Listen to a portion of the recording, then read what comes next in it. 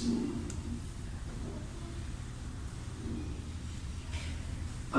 لله نحمده ونستعينه ونستغفره ونعوذ بالله من شرور أنفسنا ومن سيئات أعمالنا من يهده الله فلا مضل له ومن يضلله فلا هادي له ونشهد أن لا إله إلا الله وحده لا شريك له ونشهد أن سيدنا ونبينا ومولانا محمدا صلى الله عليه وسلم عبده ورسوله الذي أرسله الله تعالى بالحق بشيرا ونذيرا وداعيا إلى الله بإذنه وسراجا منيرا أما بعد فأعوذ بالله من الشيطان الرجيم بسم الله الرحمن الرحيم يقلب الله الليل والنهار إن في ذلك لعبرة لأولي الأبصار وقال تعالى في آية أخرى في شأن حبيبه آمنا ومنذرا إن الله وملائكته يصلون على النبي يا أيها الذين آمنوا صلوا عليه وسلموا تسليما اللهم صل على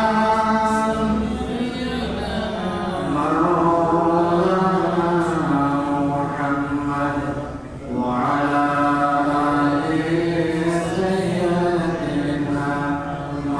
مولانا محمد اللهم صل على سيدنا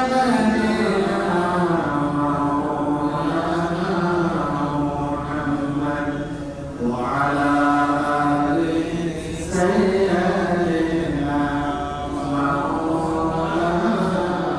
محمد ابن مريم کی بشارت ابن آدم کی دعا قلب موسیٰ کی تجلی ششم آدم کی ضیا اللهم صل على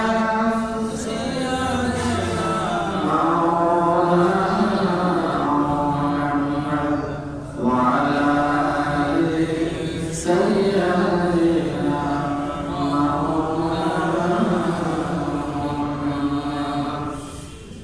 معزز حاضرين المصلين الكرام برادر الإسلام السلام عليكم ورحمة الله وبركاته আল্লাহ পরবর্তীকালে আমার দরবারে আমরা কলিমাত শুকর আদায় করছি রব্বুল আলামিন আমাদেরকে যে আরবি বছর হিসেবে নতুন একটি বছরের প্রথম জুলাই তথা মহরম মাসের প্রথম জুলাই আল্লাহ আমাদেরকে আল্লাহর করে জুমার নামাজ পড়ার জন্য আসার তৌফিক দিয়েছেন পড়ে আলহামদুলিল্লাহ। সম্মানিত হাজিরিন, গত জুমাতে আমরা আমাদের জীবনের মূল্য, সময়ের মূল্য এই বিষয়ে আলোচনা করেছি। আমাদের জীবনের নির্ধারিত হায়াতে আরেকটি বছর আমাদের জীবন থেকে জীবনে শেষ হয়ে এই জীবন আর ফিরে পাওয়া যাবে না, জীবন আর ফিরে পাওয়া যাবে না। যত আশা কামনা বাসনা করি এটা আর ফিরে পাওয়া যাবে না। ঠিক কিন্তু এই বিষয় এই জীবনের ইতিহাস অবদান এই জীবন সম্পর্কে আমাদের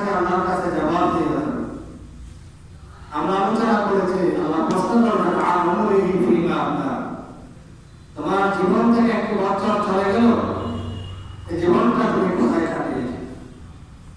আমাকে আপনাকে সকলকে আল্লাহ রাব্বুল আলামিন প্রশ্ন করবেন, আমাদের জীবনটা আমরা কোথায় কাটাই? কিন্তু এখন আমাদের চাকরি করার কোনো সুযোগ আমাদের নাই। দুনিয়াতে সব কিছু কিনে পাওয়া যায়, সব কিছু যে আমরা করতে পারবো, কিন্তু সময়টা আবার সবটুকু আমরা পাবো দুনিয়াতে, কিন্তু যে আমরা সময়টা আর পাবো না। আমরা সকলে আক্ষেপ করে আফসোস করি, কামনা করি, বাসনা করি যে এই সময়টুকু আমরা আবার চাই যে পাবো না। কিয়ামতের ময়দানে বান্দা আল্লাহর কাছে আফসোস করে বলবে, আল্লাহ আমাদেরকে আবার দুনিয়াতে পাঠান। আমরা তখন সে বুঝি যায়, তখন বুঝি যায় আমাদের নবীদের কথা, আলেম ওলামাদের কথা আমরা এখানে শুনে এখানে সেখানে দিয়েছি। সবাইকে আমরা কাজে লাগাই নাই, বুঝতেছে এখন আমরা এটাই ঠিক। জীবনটা আমরা ধ্বংস করে দিয়েছি। আমাদেরকে আবার একটু জীবনে, দুনিয়ার জীবনে আমাদেরকে আবার পাঠান। আমরা অন্যায়, অনাচার, পাপাচার, কোরআন হাদিস বিরোধী জীবনটা আমরা আবার করি। আল্লাহ তখন বলবেন, আওয়ালাম নুআম্মিরকুম মা ইয়াতাযাক্কারু ফীহি মান তাযাক্কার ওয়া জাআকুমুন নাযীর। আওয়ালাম নুআম্মিরকুম মা ইয়াতাযাক্কারু ফীহি মান তাযাক্কার ওয়া জাআকুমুন নাযীর।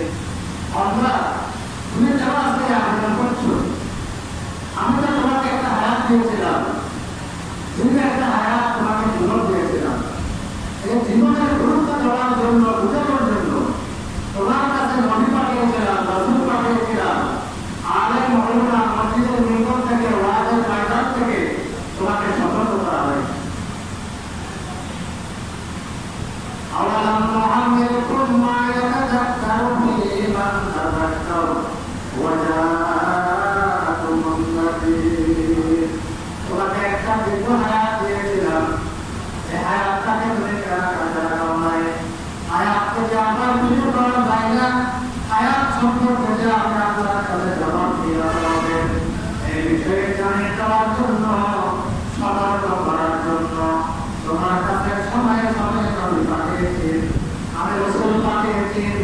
মসজিদের মিম্বর থেকে, ওয়াজের ময়দান থেকে তোমাকে সতর্ক করা হয়েছিল। তুমি কেন সতর্ক হও নাই? ওয়াকুম ফামা লিয-যালিমিনা মিন নাসীর। আল্লাহ তুমি এখন কাজে দাও নাই, তুমি এখন যে গুরুত্ব দাও নাই, সুতরাং তোমার আবেদন আজকে গ্রহণযোগ্য নয়। তুমি তোমার কাজে প্রায়শ্চিত্ত তুমি সফল হয়ে নাও। সেজন্য বলেছিলাম, রাসূল এক ব্যক্তিকে উপদেশ দেওয়ার জন্য বলেছিলেন, 5টা বিষয়কে 5টা বিষয়ের আগে গুরুত্ব দাও। এর মধ্যে একটা বিষয় ছিল হায়াতকে কল্পনা, মৃত্যুর আগে তোমার জীবনকে গুরুত্ব দাও। কারণ মৃত্যুর পরে আল্লাহ রাসূল বলেছেন, ইরতাহালাতিদ দুনিয়া মুযিরাতান ওয়া ইরতাহালাতিল আখিরাতু মুগফিরা ওয়া লিকুল্লি ওয়াহিদিন মিনহুম মাতানুন ওয়া কুলু মিন আবনাইল আখিরাহ ওয়া লা তাকুনু মিন আবনাইদ দুনিয়া। রাসূল বলেন, দুনিয়ার কামানের পিছনে যাচ্ছে, হায়াত তোমার জীবনের কাছে হয়ে যাচ্ছে, আখিরাত কামানের তোমার কাছে আসছে, তোমার মৃত্যু তোমার ঘরে আসছে। দুনিয়ার কিছু অনুসারী আছে, দুনিয়ার কিছু পূজারী আছে, আখিরাতের কিছু পূজারী আছে। তুমি দুনিয়ার পূজারী না করে আখিরাতের কর্মচারী হও। দুনিয়ার পিছনে না লাগে আখিরাতের পিছনে লাগো। কারণ আল্লাহ আমাদের ওয়ালা কেসা, আর দুনিয়ার জীবনে আমাদের শুধু আছে হেদায়েত দিতে হচ্ছে না। ওয়াল্লাহাতাম হিসাবুন ওয়ালা আমাল। আগামীকাল হিসাব করে যায়, আর কোনো আমল শুরু থাকবে। আজকে আপনি এই মুহূর্তে আমি আমার আপনার আয়াত দিয়েছেন, এখন যদি বলবার মতো প্রমাণ করি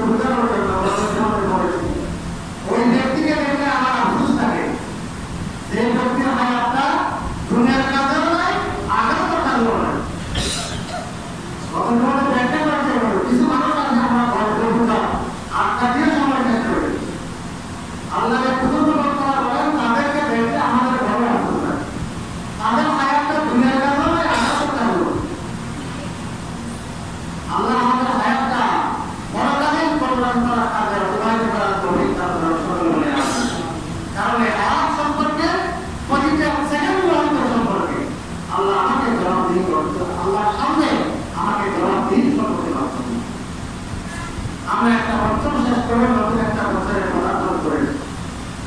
আল্লাহ পাকের রহমত, আল্লাহ দয়া বর্ষণ করেন। আল্লাহ ব্যস্ত সৃষ্টি করেছেন আপনার, সৃষ্টি করেছেন আপনার।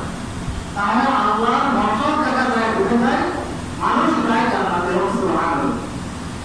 আল্লাহ ব্যস্ত সৃষ্টি করেছেন আপনার, বুঝে করেছেন একটা।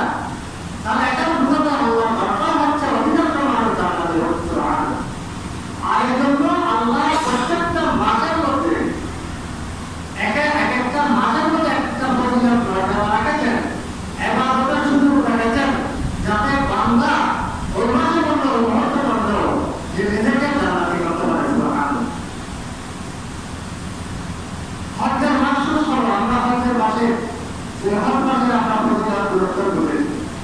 এখন নতুন একটা মাস শুরু হয়েছে, এ মাসের নাম হচ্ছে মুহররম মাস। মুহররম সম্মানিত, আরবিতে মুহররম শব্দের অর্থ হচ্ছে সম্মানিত। এই আরবি শব্দের ইতিহাস মুসলমান হিসেবে আমাদের জানা থাকা দরকার। হিজরি মাস আরবিকে বলা হয় আমরা হিজরি, আরেকটা ইংরেজি মাস, আরেকটা বাংলা। এগুলো সম্পর্কে গবেষণা একটা গীত করেছে।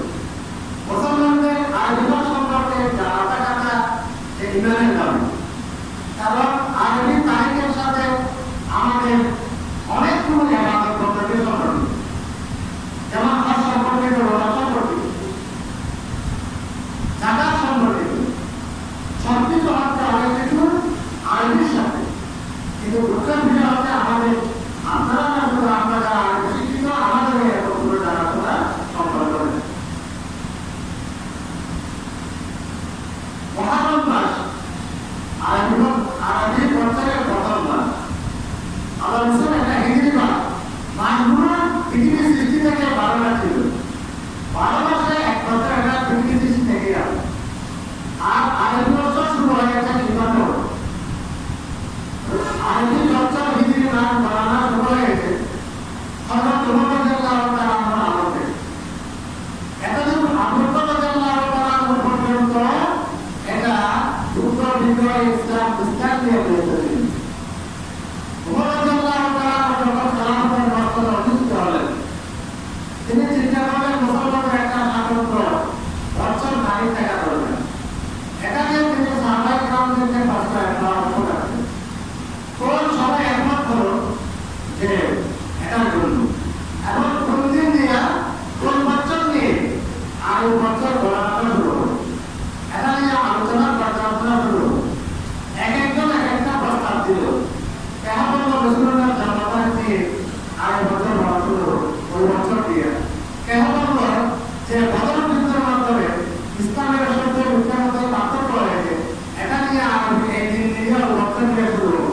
কেমন বলল যে না, মক্কা বিজয় হয়েছে, এটা ইসলামের চূড়ান্ত বিজয়, এটা গুরুত্বপূর্ণ, ওই দিন এবং ওই বছর নিয়ে আমরা ইসলামী তারিখটা শুরু করি।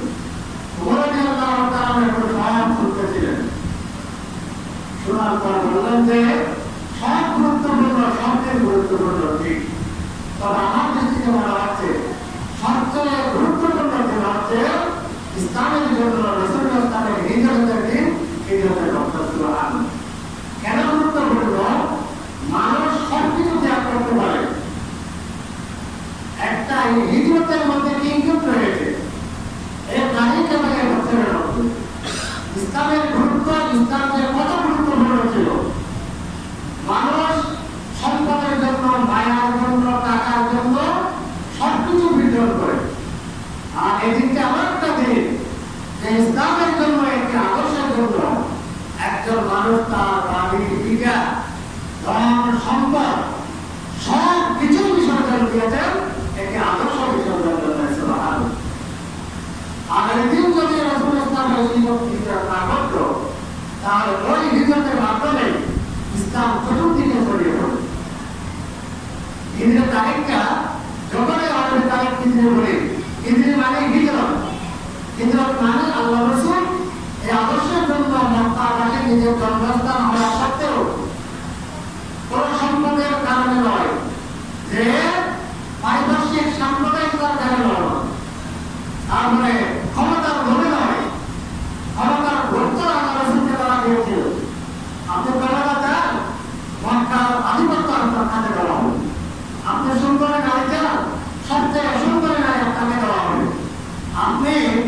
চান সম্পদ চান, মক্কার পর সবচেয়ে বড় সম্পদ চান আপনাকে দেওয়া হবে। আল্লাহ রাসূল তার সবচেয়ে বড় জবাব বলেছিলেন, শুনুন আরববাসীরা, আপনারা যদি তোমরা যদি চাও তোমাদের যা সম্পদ তার প্রস্তাব দিয়েছ, আমি মুহাম্মদুর রাসূলুল্লাহর হাতে যদি যা তোমাদের সম্পদ নয় তাও এনে দাও। তা কি? এক হাতে চন্দ্র আর এক হাতে সূর্য, যেগুলো তোমরা বলেছো এগুলো তোদের দ্বারা তোমাদের দ্বারা সম্ভব। এগুলো যে তোমরা বলেছ এগুলো পাওয়ালে যে আমি ত্যাগ করবো না তা নয়, যদি ধরে দেওয়া যায় যা তোমাদের সম্ভব নয়, এক হাতে আমার সূর্য আর এক হাতে চন্দ্র এনে দাও। তারপর যদি বলো যে তুমি যে কলমা প্রমাণ করতেছ এই কলমা ত্যাগ করো, তারপরে আমি বলছি এগুলো আগে দেওয়ার পরে আমি এই কলমা ত্যাগ করবো না। সুবহানাল্লাহ। আর এটাই বাস্তব। এই কথা বলা সম্ভব, বাস্তবে কোনো কথা আমি বলছি, আমার প্রত্যেকটা কথা বাস্তবে আমল করা তাহলে আমার পক্ষে সম্ভব হচ্ছে। আর 100% যেগুলো কথা যা বাস্তবে না করেছেন তিনি হচ্ছেন মুহাম্মদ রাসূলুল্লাহ সাল্লাল্লাহু আলাইহি ওয়াসাল্লাম। হিজরি তারিখ আমাদেরকে মুসলমানদেরকে এই কথাটাই বারবার স্মরণ করে। আজকে হিজরি এত বছর, হিজরি এত তারিখ, মহানবর এই তারিখ বলতে মুসলমানদেরকে রাসূলুল্লাহ হিজরতের ঘটনা, রাসূলুল্লাহ মক্কা ত্যাগের ঘটনা, এই কথা মুসলমানদের পারা রাখতে হবে। এভাবে হিজরি তারিখ এরপরে উপরোধের প্রস্তাব সবাই গ্রহণ করলো। হিজরতের দিন বছর প্রথম বছর আগ বছর হিজরতের দিন বছর গণনার প্রথম দিন হিসাবে ওই থেকে আজ পর্যন্ত হিজরি তারিখ বলা হয়ে আসে। তাহলে হিজরি তারিখের সাথে মুসলমানদের ইতিহাস জড়িত, হিজরি তারিখের সাথে মুসলমানদের আরবি তারিখের ইবাদত বন্দেগী জড়িত, যদিও বা আমরা এটাকে গুরুত্ব দিই। মহরম মাস আরবি বছর হিসাবে তার প্রথম বছর। এখন এই মাসের কিছু গুরুত্ব বলছি, এ মাসের অনেকগুলো গুরুত্ব আমাদের রয়েছে। এ মাস আরবি বছরের প্রথম বছর। আল্লাহ রাব্বুল আলামিন বলেছেন, ইন্না ইদ্দাতাশ শুহুরি ইনদাল্লাহি ইসনা আশারা শাহরান ফি কিতাবিল্লাহ ইয়াওমা খালাকাস সামাওয়াতি ওয়াল আরদ মিনহা আরবা'তুন হুরুম যালিকা ad-দীনুল কাইয়্যিম ফালা তাযলিমু ফিহা আনফুসাকুম। সূরা তাওবা 36 নম্বর আয়াত। আল্লাহ বলেন, আল্লাহর কাছে মাসের সংখ্যা 12টা। আল্লাহর কিতাবের মধ্যে এভাবে আছে, আসমান জমিন যেদিন সৃষ্টি করেছে থেকে, তাহলে পৃথিবী সৃষ্টি থেকে মাস হচ্ছে 12 মাসের এক বছর, এটা নির্ধারণ। আল্লাহ বলেন এই 12 মাসের মধ্যে 4টা মাস সম্মানিত আমি আল্লাহ। আর বাকুল হুরুম, হুরুম মানে সম্মানিত। আল্লাহ বলেন এই 4টা মাসের 12 মাসের মধ্যে 4টা মাস আমার কাছে সম্মানিত। এই সম্মানিত 4টা মাস কি কি আল্লাহ রাসূল হাদিসে বর্ণনা করে দিয়েছেন। এগুলো হচ্ছে আল্লাহ রাসূল বলেন সালাসুন মুতাবারিয়া যুলকাআদা ওয়া যুলহিজ্জা ওয়াল মুহাররম ওয়া রমজান ওয়া আল্লাহ কোরআনে বলেছেন 12 মাসে একটা বছর। এখানে 4টা মাস আমার কাছে সম্মানিত। রাসূল এই 7টা মাস সম্মানিত মাসের বর্ণনা দিচ্ছেন। সেই 7টা মাস এবং রাসূল বলেন 3টা মাস লাগাতার, যে জিলকদ, জিলহজ, মুহররম। জিলকদ মাস আমার কাছে সম্মানিত, জিলহজ মাস আমার কাছে সম্মানিত, মুহররম মাস আমার কাছে সম্মানিত, আবার মধ্যখানে একটা মাস বাদ দিয়া রজব মাস আমার কাছে সম্মানিত। তাহলে মুহররম বা এটা আল্লাহর কাছে সম্মানিত একটা মাস। মুহররম 4টা মাস 12 মাসের মধ্যে আমরা জানলাম 4টা মাস সম্মানিত আল্লাহ কোরআনে বলেছেন। আর এই 4টা মাস কি কি মাস আল্লাহ রাসূল হাদিসে বর্ণনা করে দিয়েছেন যে 4টা মাসের একটা মাস হলো মুহররম, যে মাসকে আল্লাহ নিজে দিয়েছেন সম্মান দিয়ে। আমার কাছে আপনার কাছে আপনারা কোনো বিদ্যুৎ না, কোনো কিছু কারণে আল্লাহ বলেন, আল্লাহকে আল্লাহ রাসূল বলেছেন মুহররম কাছে 4 মাসের একটা মাস, যে মাসে আল্লাহ তার মাসটা সম্মানিত। সুবহানাল্লাহ। এরকম সম্মানিত একটা মাসের মধ্যে আমরা উপস্থিত। গুরুত্ব, দ্বিতীয় গুরুত্ব, আল্লাহ রাসূল এই হাদিসে পাকের মধ্যে এই মাসটাকে শাহরুল্লাহ বলেছেন। আল্লাহর মাস হিসেবে বলেছেন। সব মাস তো আল্লাহর মাস, মাস সব আল্লাহ। আপনার ছেলে সব আপনার ছেলে, পৃথিবী সব আল্লাহ, সব মানুষ আল্লাহ বললাম। এখানে যখন কোন মানুষকে বলা হয়, আপনি যখন বললেন এটা আমার ছেলে, তার মানে তার প্রতি আপনার বিশেষ আকর্ষণ, বিশেষ সম্মান, বিশেষ দয়া তা প্রয়োগ করে। সববার আল্লাহ বল, পৃথিবীর মধ্যে মসজিদ এগুলো আল্লাহ বল, কিন্তু কামাশনের স্পেশাল নাম্বার দেখা পাই। এটার সাথে আল্লাহর সাথে বিশেষ কি আছে সম্পর্ক আছে। আল্লাহর সাথে যখন নিষ্পক্ষ সম্পর্ক হয়, তার সম্মানটা, মর্যাদাটা আরো বেশি অন্যান্য থেকে বেড়ে যায়। যেমন যখন সব ছেলে আপনার ছেলে, ওখান থেকে একটা করে এটাই আমার ছেলে, তার মানে এই ছেলেটা আপনার কাছে বিশেষ আদরণীয়, বিশেষ সম্মান। এটাই তার আলোচ চলে, এটাই আমার ছন্দ, এটাই আমার গোল। যেমন কামাগরকে আল্লাহ গোল বলে, আল্লাহ বিশেষ মর্যাদা রয়েছে। আল্লাহ যদি কোনো মানুষকে, আল্লাহ রসুলকে বলেছেন তিনি আব্দুল্লাহ, আমার বিশেষ বান্দা। ইব্রাহিম আলাইহিস সালামকে বলেছেন আমার আব্দুল্লাহ, আমার বিশেষ বান্দা। মুসা আলাইহিস সালামকে বলেছেন যে এইভাবে আল্লাহকে যখন সম্মান করবে, আল্লাহর সাথে ওনার সাথে বিশেষ সম্পর্ক, বিশেষ মর্যাদা পরিবর্তন করবে। এইভাবে মুহাম্মদ দাসকে আল্লাহ রসুল বলতেছেন শাহরুল্লাহ। এটা হচ্ছে শাহরুল্লাহ, এটা মুহাম্মদ আল্লাহ রসুল বলেছেন। এটার সম্পর্কটা যে আল্লাহর সাথে করেছেন। যেমন রোগ আল্লাহ সৃষ্টি করেছেন, সাদা ইসলামের লোককে করতে বলা হয়েছে না কাতুল্লাহ, আল্লাহ রক্ষী। ওই ওটার সাথে বিশেষ সম্পর্ক রয়েছে, মর্যাদা রয়েছে। যখন আল্লাহ রসুল যখন এই মুহাররম মাসকে আল্লাহর মাস বলেছেন, তাহলে এই মাসের সাথে আল্লাহর বিশেষ সম্পর্ক, বিশেষ মর্যাদা, এটাই পরিণত। দ্বিতীয় গুরুত্বপূর্ণ বিষয়, এই কারণে আল্লাহ রসুল বলেছেন যে একটা বিশেষ মাস, রমজানের পরে সবচেয়ে ফজিলতপূর্ণ রোজা হচ্ছে মুহররম মাসের রোজা। সুবহানাল্লাহ, সবচেয়ে ফজিলত রোজা হলো রমজানের রোজা। আল্লাহ রসুল বলেছেন আফদালুস সিয়াম বা'দা রমজান শাহরুল্লাহিল মুহাররম ওয়া আফদালুস সালাতি বা'দাল ফারিজা সালাতুল লাইল। মুসলিম শরীফ সবচেয়ে রোজার মধ্যে মর্যাদা রোজা হচ্ছে রমজানের রোজা। রমজানের রোজার মধ্যে এরপরে রমজান রোজার মধ্যে বেশি মর্যাদার রোজা হচ্ছে মুহররম মাসের রোজা। সুবহানাল্লাহ, যেহেতু এই মাসটার সাথে আল্লাহর সাথে বিশেষ কিছু একটা সম্পর্ক রয়েছে। হাদিস মুসলিম শরীফ। এছাড়া এই মাসে অনেক কিছু গুরুত্বপূর্ণ ঘটনা রয়েছে।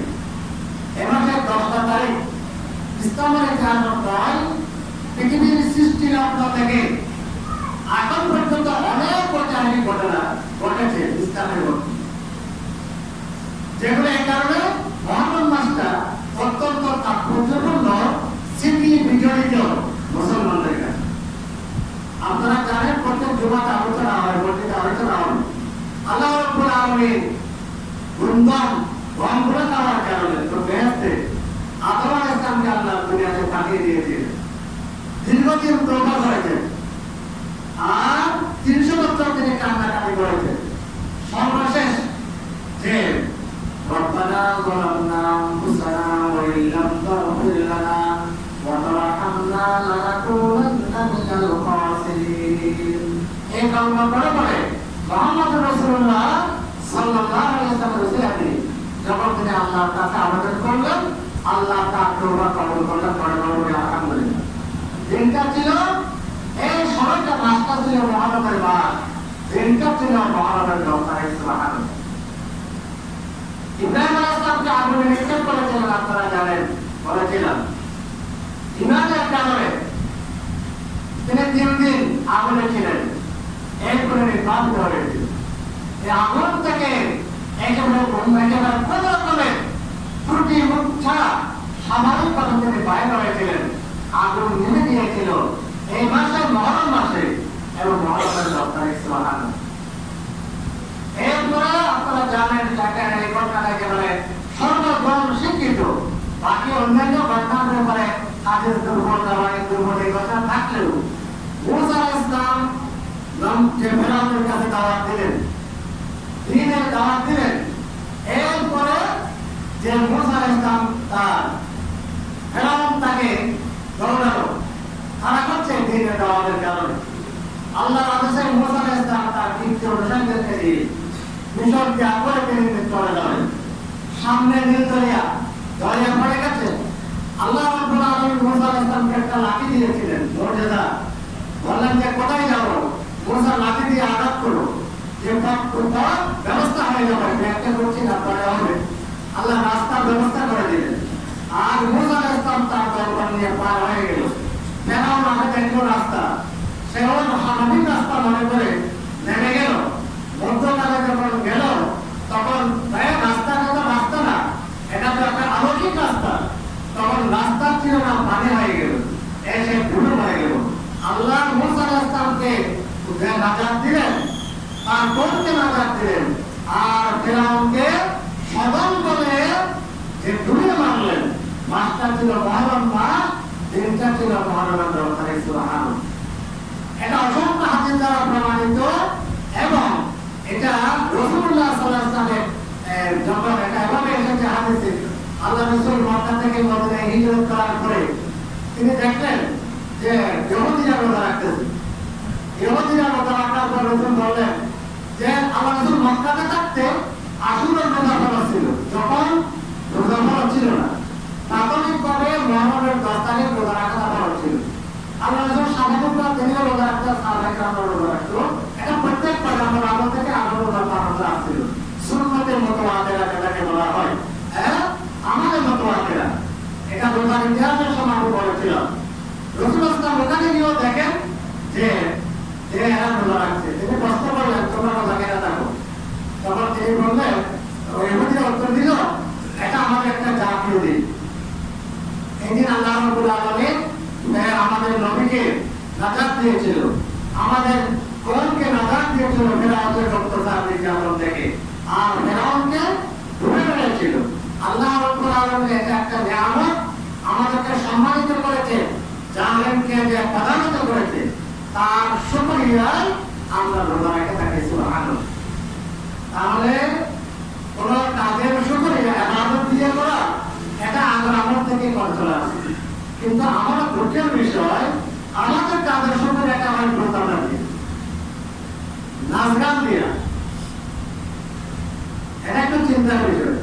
এটা শুধু রাসূল না দেখেন, ইহুদিরাও সেই সময়ে আল্লাহর নিয়ামতের শুকরিয়া আদায় করতেছে রোজার মাধ্যমে। আর আমরা মুসলমান, আল্লাহ রাসূল মুসলমানদের থেকে না জায়েজে ইহুদিরা করতেছে, রোজা দিয়ে পড়েছে। আর আমাদের কাজের শুকরিয়া কি দিয়ে হয়? রোজা ও সুন্নাতে আহমদ পূজা বা মুহাম্মদ কাই দোয়া পেতে সুবহানাল্লাহ। তুমি কোথায়? রাসূলের আদর্শ কোথায়? তুমি নিজেকে কিভাবে রাসূলের কাছে প্রেমিক করে দাবি করছো? এরপর আল্লাহ রাসূল বলছেন, তোমরা এই কাজ করছো, কত ভালো কাজ। তোমাদের নবীকে কি করেছেন? আল্লাহ সম্মানিত করেছেন। সমস্ত পয়গম্বররা ভাই ভাই, এই কাজের শুকরিয়া করা আমার এবং আমার বক্তব্যের উপর ঢুকে রাখতো। তিনি রোজা রাখলেন, সাহাবায়ে কেরামদেরকে রোজা রাখতে বললেন। বললেন যে হ্যাঁ, তোমরা পিঠের মধ্যে রোজা করবে না। এই বছর তো এটা, আগামী বছর যদি আমি বেঁচে থাকি, এটা 10টা যে তোমরা 2টা রোজা রাখবা। ইহুদিদের বিরোধিতা করবে, তোমরা একটা রোজা রাখবে না, হয় 9 তারিখ 10 তারিখ, না হয় 10 তারিখ 11 তারিখ, 2টা রোজা রাখবে। সুবহানাল্লাহ। এই জন্য সমস্ত ওলামায়ে কেরামরা বলেন মুহররমের 10 তারিখ রোজা রাখা নফলের রোজার মধ্যে সবচেয়ে গুরুত্বপূর্ণ, এবং একটা রাখলাম মাকরুহ, 2টা রাখাটাই হচ্ছে সুন্নাত। রাসূল একটা রেখেছেন, কিন্তু নির্দেশ দিয়েছেন 2টা রাখার জন্য। এই জন্য 2টা রাখবো। তাহলে সমস্ত এই বিষয়ে কোনো আপনারা শুনেছেন, এই হাদিসটা, এই বিষয়টা সমস্ত ওলামায়ে কেরামরা বর্ণনা করেছেন। তাই সমস্ত দিক থেকে এই মুহররম মাসটা এটা অত্যন্ত গুরুত্বপূর্ণ একটা মাস, যেটা চলে গেলে এই মাসে ইবাদতটা এমন না। শুরুতে বলেছিলাম আল্লাহর দয়া এমন কোনো মাস নাই যে আল্লাহ আমাদের জন্য স্পেশাল কিছু ইবাদতের ব্যবস্থা করলেন। সকলে আলহামদুলিল্লাহ। কারণ বলেছিলাম আল্লাহ চান আমরা জান্নাতে হই। আল্লাহ যে রাস্তা ব্যবস্থা সৃষ্টি করেছেন আমরা জান্নাতে হওয়ার জন্য। আল্লাহ